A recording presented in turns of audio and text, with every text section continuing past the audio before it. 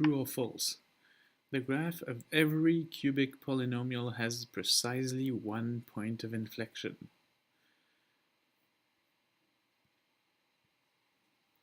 So the first thing is we need to know what a cubic polynomial is, and a polynomial is any function that adds terms which are x to the power of n times a constant. So when it's cubic, it means the highest degree of these terms is 3.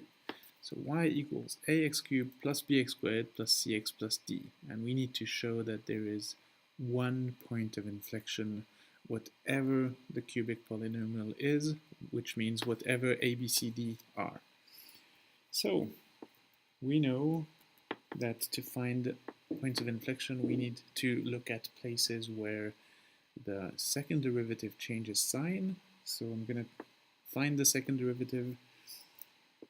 First derivative is 3ax squared plus 2bx plus c, and the second derivative is 6ax plus 2b.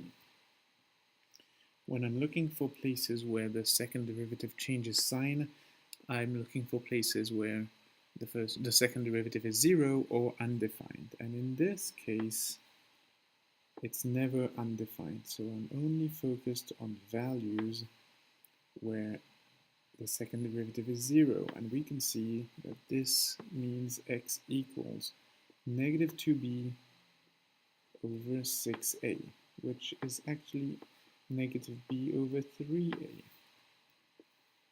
So negative b over 3a, and now we need to find out whether it changes from positive to negative or vice versa at that point.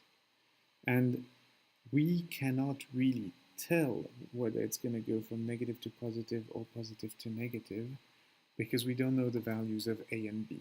However, we can recognize that this is the equation of a line. It looks like something x plus a constant. So it's either going to go from plus to minus or from minus to plus, because the equation, if I sketch y double prime, it's going to look like this, or it's going to look like that. And notice how the x-intercept is negative b over 3a. It's on the positive side. You may feel like, well, there's a negative sign. Why didn't I put it on this side? Well, we don't know whether this number is negative, because imagine b as a negative number, and now we have a negative number, and this could turn out to be positive.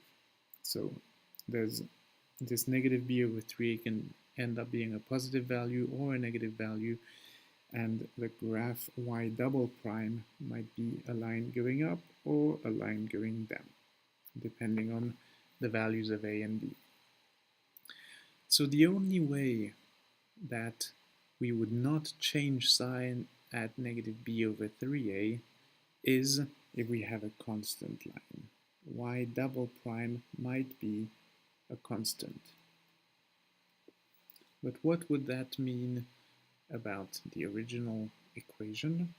If we look back, if we want y double prime to be a constant, it means that 6a is 0. And that means a is 0. So going back up, it would mean that we don't have a term in x cubed. So that would be y equals bx squared plus cx plus d only, which is the graph of a parabola, and it doesn't qualify as a cubic function, or it's a special kind of cubic function. Indeed, it does not have a point of inflection, but in this particular question, we can assume that the question asked for proper cubic function, not a line would not be a cubic function, a parabola would not be a cubic function, only functions that have a term in x cubed qualify. So the conclusion is yes, there is one point of inflection at x equals negative b over 3a, because that is where y double prime changes sign. we're going to look at a second question that is a little bit similar. In fact, show that the point of inflection of f of x equals x times x minus 6 squared lies midway between the relative extrema of f. This happens to be a cubic function, x times x minus 6 squared, as we will see. So, what we want here is to find, first of all, we want to find where the extrema are, and then we want to check that the point of inflection is exactly in the middle. So a sketch would look like this. This is a cubic function.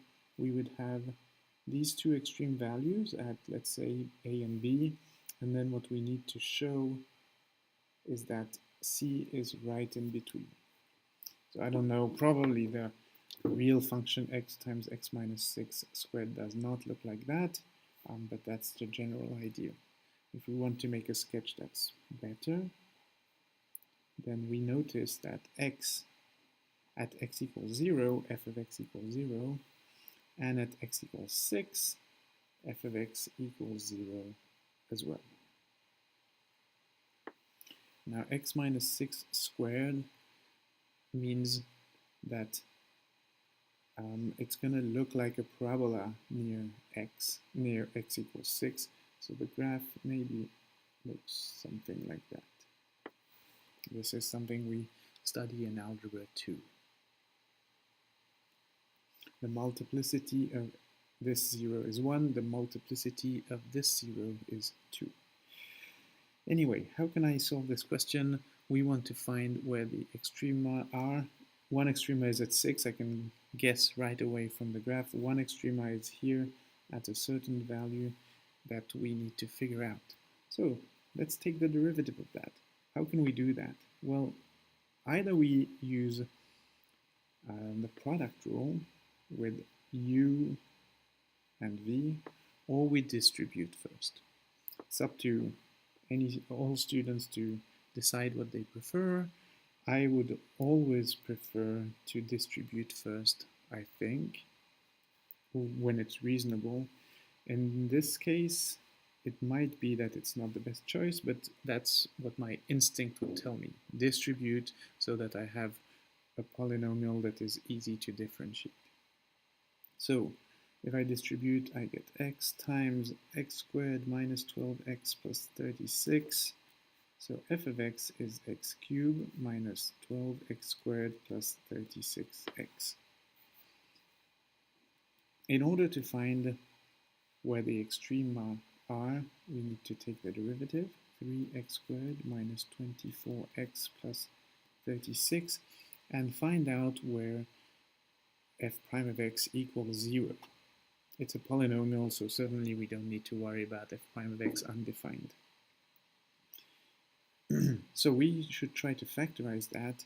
Be careful not to divide everything by 3, a typical mistake. You can do, if you're looking for 3x squared minus 24x plus 36 equals 0, then you can divide by 3 and factorize here. It might be a little easier. But you can't divide this by 3 because this would, now you would have f prime of x over 3 if you do that. So it's not f prime of x anymore. All right, but we know that x, well, actually, let's just do it here since we worked that.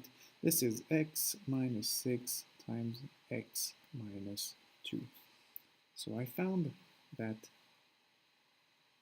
the extrema of f are at x equals 6 and x equals 2. I don't need that anymore. Great.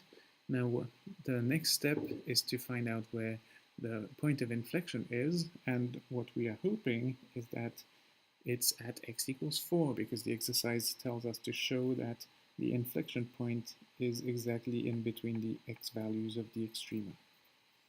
F double prime of x equals 6x minus 24, where is that, equal to 0 at x equals 4. So we can say yes, the point of inflection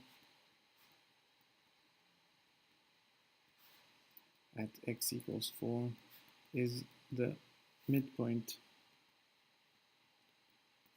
of the x value of the extrema, which are x equals 2 and x equals 6. So that's it for these two exercises for this section.